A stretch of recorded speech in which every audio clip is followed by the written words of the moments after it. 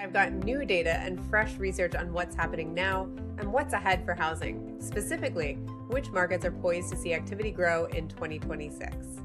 I'm Danielle Hale, Chief Economist at Realtor.com, and I want to share the key takeaways and explain what they mean for you. Let's start with what's happening right now.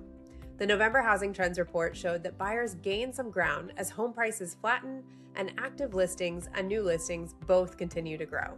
The housing market is moving slower than at this time last year, and buyers are likely to find somewhat more price cuts on for-sale homes.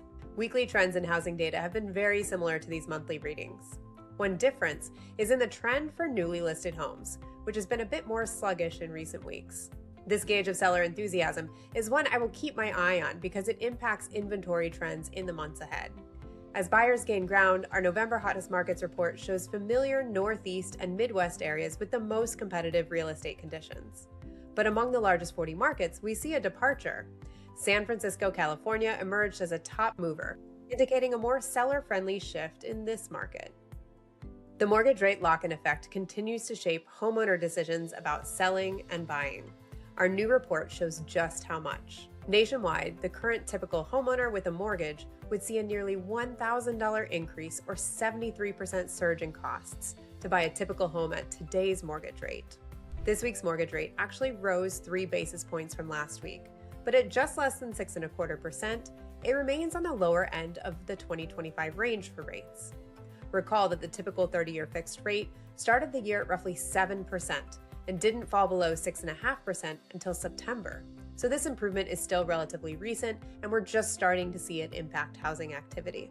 At the December Fed meeting, we saw another Fed rate cut. The Fed's policy rate is now within the range of some estimates of the neutral rate. As a result, some participants may want to see stronger evidence of a slowing economy before supporting further rate cuts, as seen in an uptick in the number of voters who preferred not to cut the rate at this most recent meeting.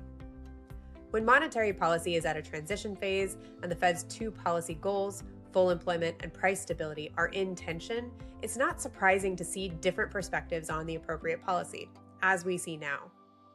Looking ahead, I expect we'll see just a couple of Fed rate cuts spaced out over several months in 2026.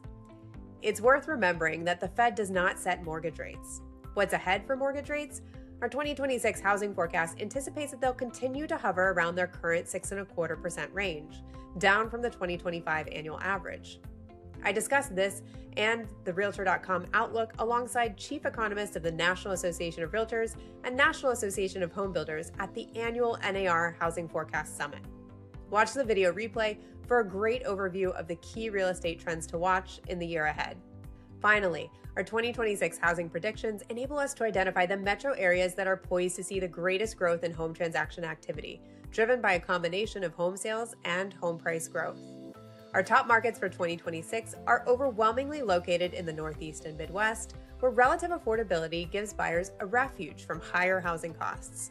But limited new construction hampers supply and drives prices higher.